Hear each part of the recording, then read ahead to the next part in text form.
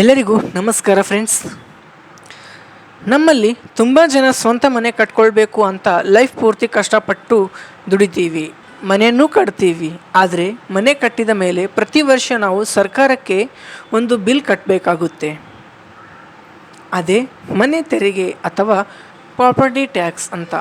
ತುಂಬ ಜನ ಅಂದ್ಕೊಳ್ತಾರೆ, ನಮ್ಮದೇ ಜಾಗ ನಮ್ಮದೇ ದುಡ್ಡಲ್ಲಿ ಮನೆ ಕಟ್ತಿದ್ವಿ, ಮತ್ತು ಸರ್ಕಾರಕ್ಕೆ ಯಾಕೆ ಪ್ರತಿ ವರ್ಷ ಟ್ಯಾಕ್ಸ್ ಕಟ್ಟಬೇಕು ಅಂತ.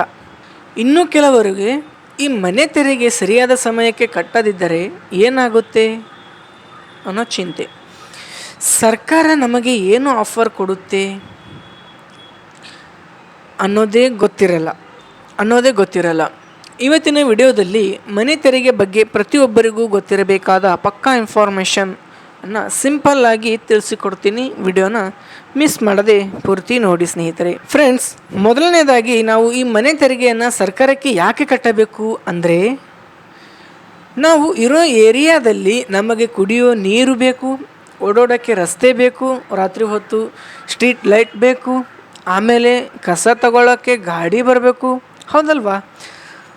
ಈ ಎಲ್ಲ ಸೌಲಭ್ಯಗಳನ್ನು ನಮಗೆ ಕೊಡೋದು ನಮ್ಮ ಲೋಕಲ್ ಗ್ರಾಮ ಪಂಚಾಯಿತಿ, ಪುರಸಭೆ ಅಥವಾ ಮಹಾನಗರ ಪಾಲಿಕೆಗಳು. ಇವುಗಳೆಲ್ಲ ದುಡ್ಡು ಎಲ್ಲಿಂದ ಬರುತ್ತೆ? ನಾವು ಕಟ್ಟೋ ಈ ಮನೆ ತೆರಿಗೆ ದುಡ್ಡಿಂದನೇ ಸರ್ಕಾರ ನಮಗೆ ಈ ಎಲ್ಲ ಸೌಲಭ್ಯಗಳನ್ನು ಮಾಡಿಕೊಡುತ್ತೆ ಸ್ನೇಹಿತರೆ.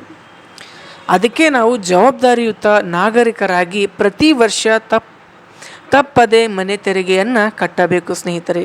ಸರಿ, ಈ ಮನೆ ತೆರಿಗೆಯನ್ನು ವರ್ಷದಲ್ಲಿ ಯಾವಾಗ ಕಟ್ಟಬೇಕು ನೋಡಿ ಸ್ನೇಹಿತರೆ. ಪ್ರತಿ ವರ್ಷ ಏಪ್ರಿಲ್ ತಿಂಗಳಿಂದ ಹೊಸ ವರ್ಷದ ಟ್ಯಾಕ್ಸ್ ಸ್ಟಾರ್ಟ್ ಆಗುತ್ತೆ. ಇಲ್ಲಿ ಸರ್ಕಾರ ನಮಗೆ ಒಂದು ಸೂಪರ್ ಆಫರ್ ಕೊಡುತ್ತೆ.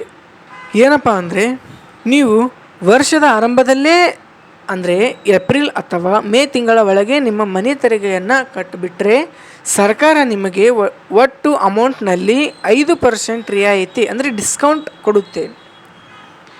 ಅಂದರೆ ನಿಮ್ಮ ಬಿಲ್ ಕಮ್ಮಿ ಆಗುತ್ತೆ ಸ್ನೇಹಿತರೆ. ಅದಕ್ಕೆ ಯಾವಾಗಲೂ ವರ್ಷದ ಸ್ಟಾರ್ಟಿಂಗ್ನಲ್ಲೇ ಟ್ಯಾಕ್ಸ್ ಕಟ್ಟೋದು ಬುದ್ಧಿವಂತಿಕೆ. ಇವಾಗ ನಾವು ಮನೆ ತೆರಿಗೆ ಲೇಟಾಗಿ ಕಟ್ಟಿದರೆ ಏನಾಗುತ್ತೆ ಅಂದರೆ, ಒಂದು ವೇಳೆ ನೀವು ಲೇಟ್ ಮಾಡಿದರೆ ಏನಾಗುತ್ತೆ ಗೊತ್ತಾ? ಸರ್ಕಾರ ಕಟ್ಟಿರೋ ಸಮಯ ಮುಗಿದ ಮೇಲೆ ನಿಮ್ಮ ಎಷ್ಟು ತಿಂಗಳು ಲೇಟ್ ಮಾಡಿರೋ ಅಷ್ಟು ತಿಂಗಳಿಗೆ ಪ್ರತಿ ತಿಂಗಳು 2%ನಷ್ಟು ದಂಡ ಪೆನಲ್ಟಿ ಬೀಳ್ತಾ ಹೋಗುತ್ತೆ. ಅಂದರೆ ವರ್ಷದ ಕೊನೆಯಲ್ಲಿ ಕಟ್ಟೋಕ್ಕೆ ಹೋದರೆ ನೀವು ಅಸಲಿಗಿಂತ ಜಾಸ್ತಿ ದುಡ್ಡನ್ನು ದಂಡದ ರೂಪದಲ್ಲೇ ಕಟ್ಟಬೇಕಾಗುತ್ತೆ.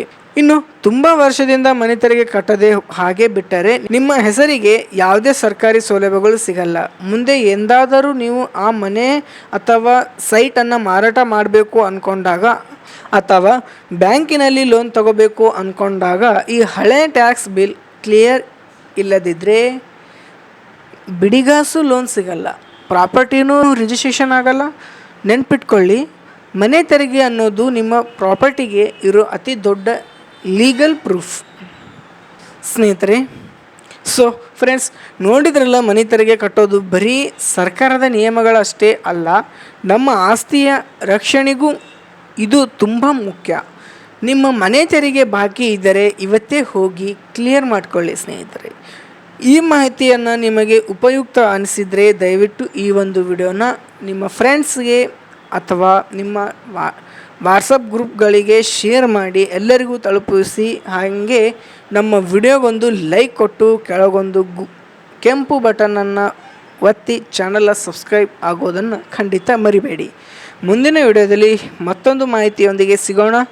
Thank you. वीडियोस बनाने हैं, फिल्मोरा है ना।